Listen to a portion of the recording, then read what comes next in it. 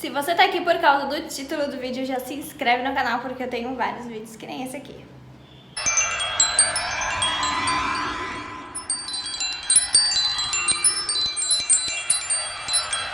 Eu sei que eu sumi, mas vamos dar continuidade à nossa série. Eu vou voltar com o vídeo no canal, os quadrinhos estão prontos.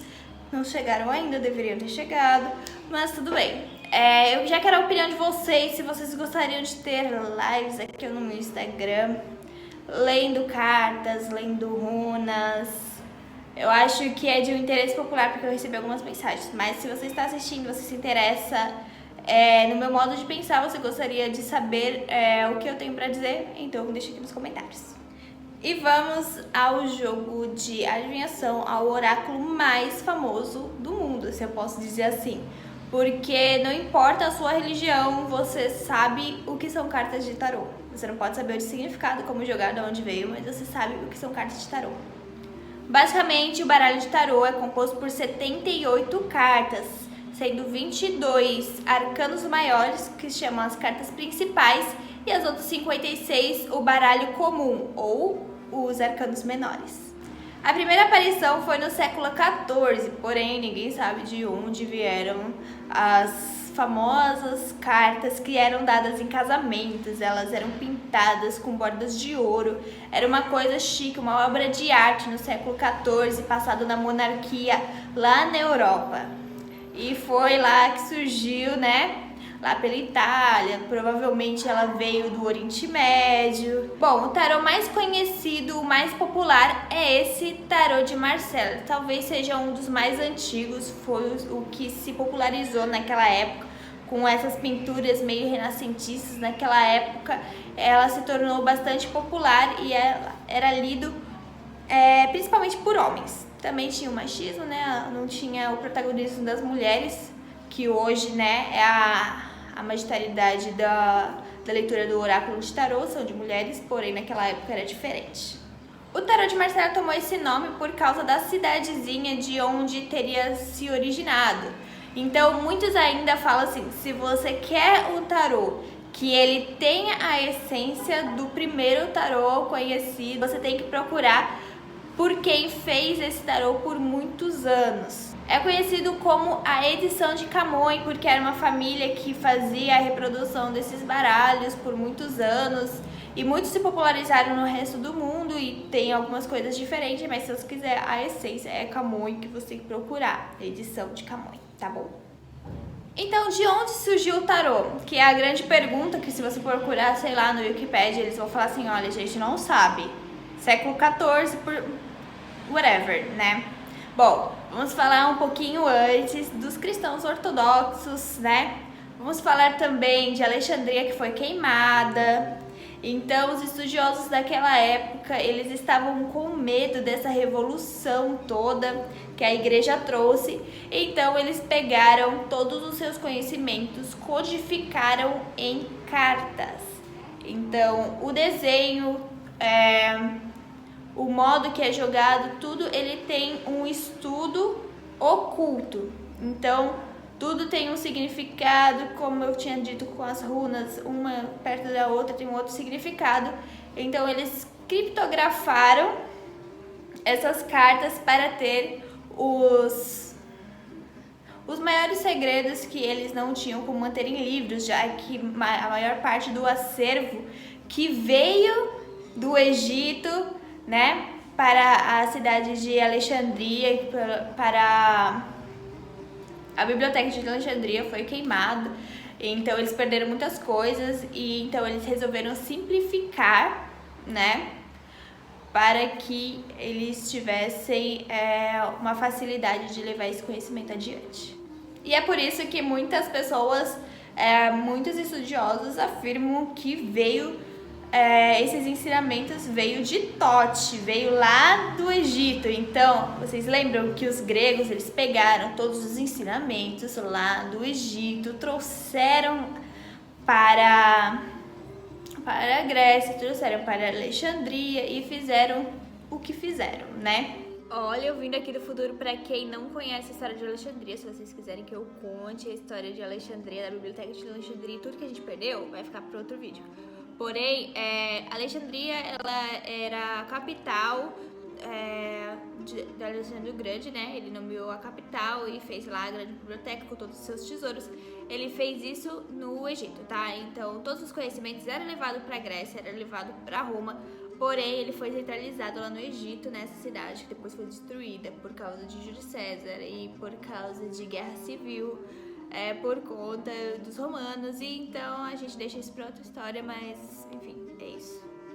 Alexandria ficava no Egito, porém não era dos egípcios, por mais que eles sustentassem o lugar, entendeu?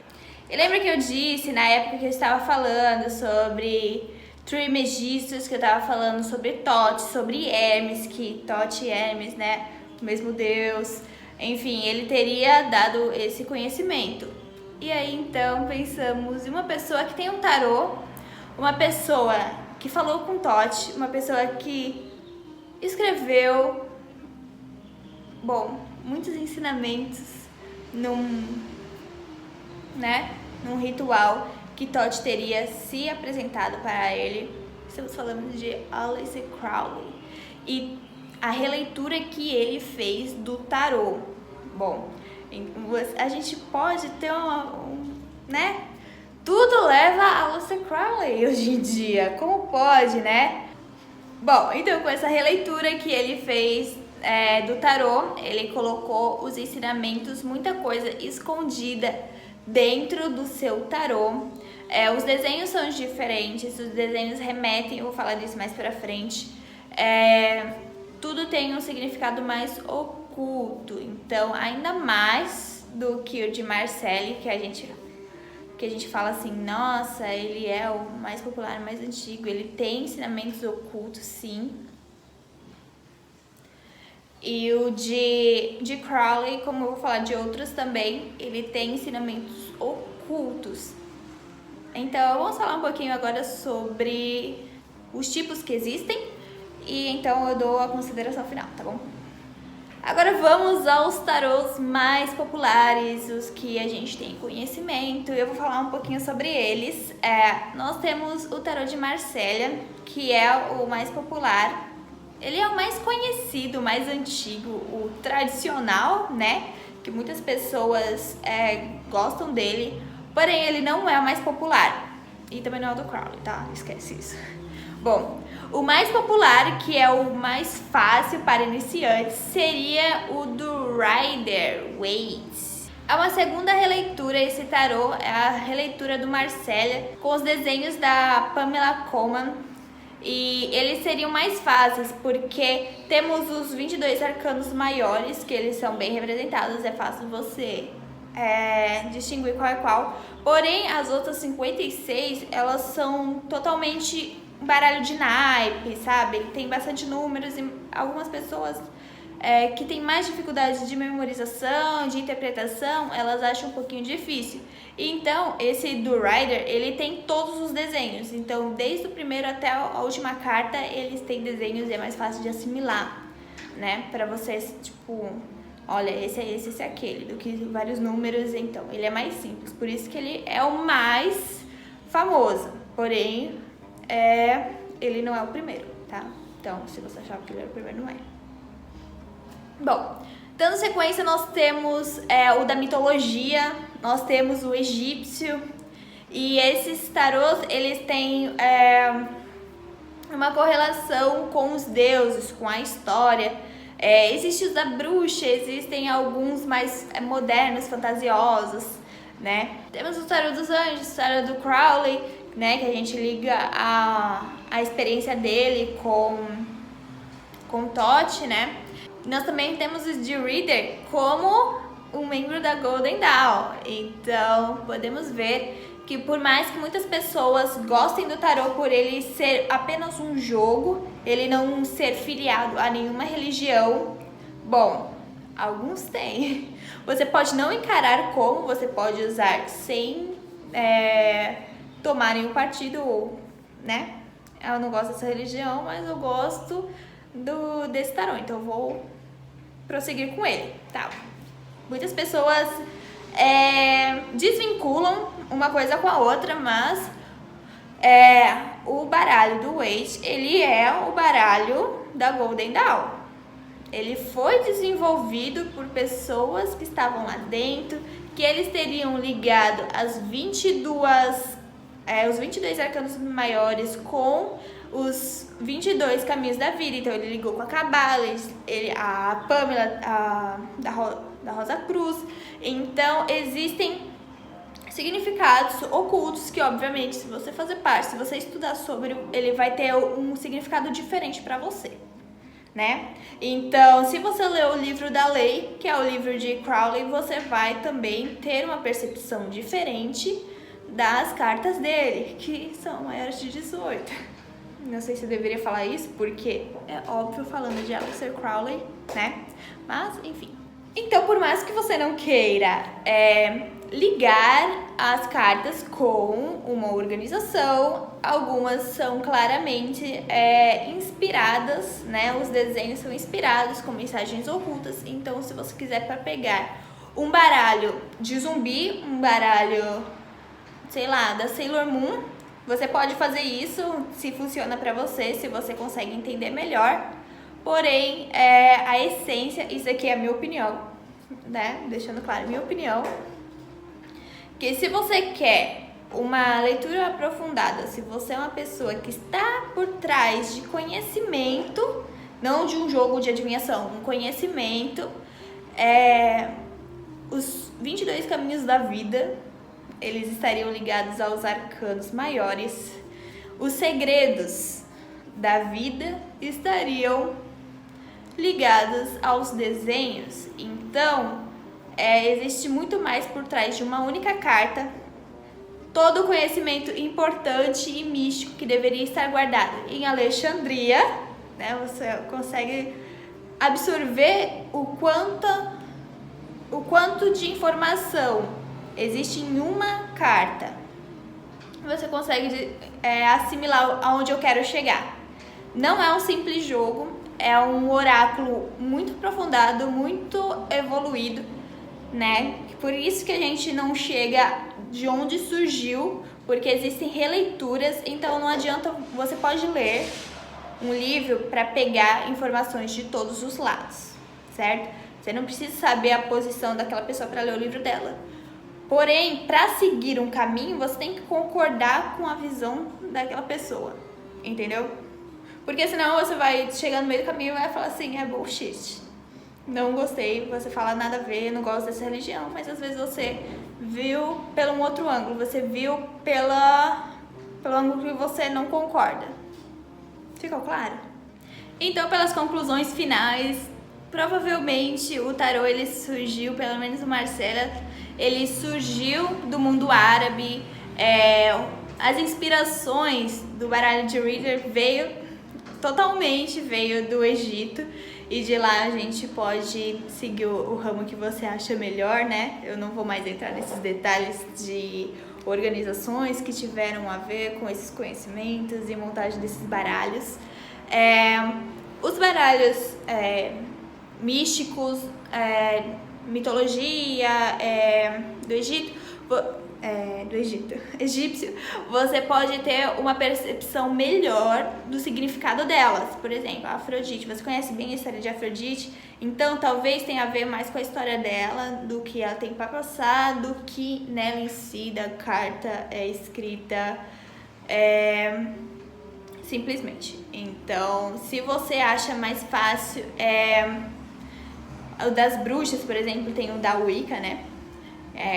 Deus a Deus, eu sei o que isso significa, eu sei o que aquilo significa. Então, para maior assimilação, você pode achar um tarô do estilo que você mais se familiariza, porque existem tarôs de tudo quanto é tipo, tá?